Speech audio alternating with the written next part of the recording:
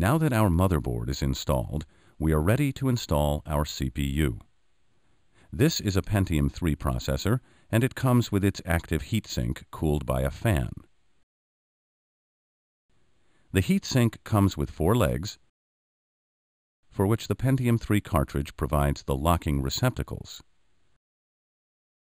I put the actual heatsink into place by pressing the 4 legs through the card. This goes very smoothly and fits perfectly. Other CPUs like the Pentium 2 or the Celeron SEC come with different mounting provisions for their heatsinks, but the installation process is very similar. Make sure that you get the orientation right the first time, because the heatsink is very difficult to remove once installed. After you place the 4 legs through the card, use some force to compress the backing plate springs enough to lock on. This backing plate locks the heatsink to the processor nice and tight. I will install the Pentium 3 chip to the motherboard. These 2 brackets will hold the chip in place.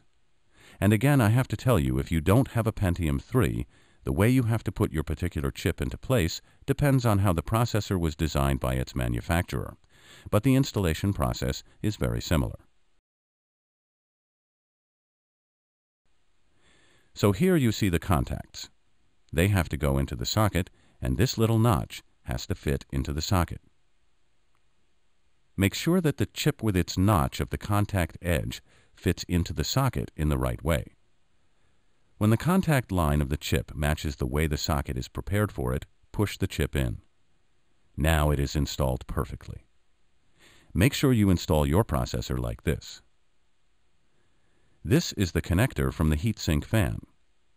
The ATX motherboard offers 3 different power points. This connector has to plug in with this red 3-pin head that is located between the DIMM banks and the slot 1 connector. It is usually labeled on the board, right here. This is a memory chip. You can see it has 2 notches in the contact edge. There is only one way to fit the DIMMs into the banks. You have to match the notches to the 2 blocking pins of the sockets before you can put them in. Also, the banks have numbers you have to follow to fill up. Start with the socket number 1 for the first memory chip.